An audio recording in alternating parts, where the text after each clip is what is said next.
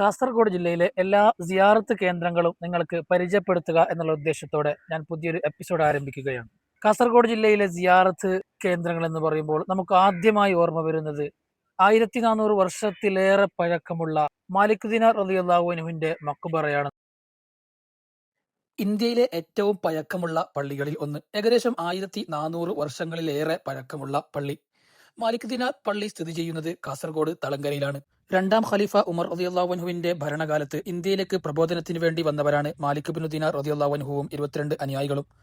അറേബ്യയിൽ നിന്ന് കപ്പൽ കയറി കേരളത്തിലെത്തി ഇവിടെ ഇസ്ലാമിക പ്രബോധനം നടത്തുകയും കേരളത്തിലും ദക്ഷിണ കർണാടകയിലുമായി 10ഓളം പള്ളികൾ അവർ നിർമ്മിക്കുകയും അതിൽ 8ാമത്തെ പള്ളിയാണ് കാസർഗോഡ് തളങ്കരയിൽ സ്ഥിതി ചെയ്യുന്ന മാലിക് ദിനാർ വലിയ ജുമാഅത്ത് മസ്ജിദ്.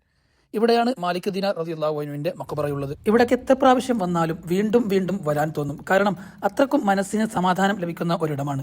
മനസ്സിന് വല്ലാത്ത വേദന അനുഭവിക്കുന്നവർ, ടെൻഷൻ അനുഭവിക്കുന്നവർ, അല്ലെങ്കിൽ മറ്റെന്തെങ്കിലും പ്രശ്നങ്ങളുള്ളവർ അവരൊക്കെ ഇവിടെ വന്ന് ഒന്ന് സിയാറത്ത് ചെയ്താൽ അത് വല്ലാത്ത ആശ്വാസമാണ്.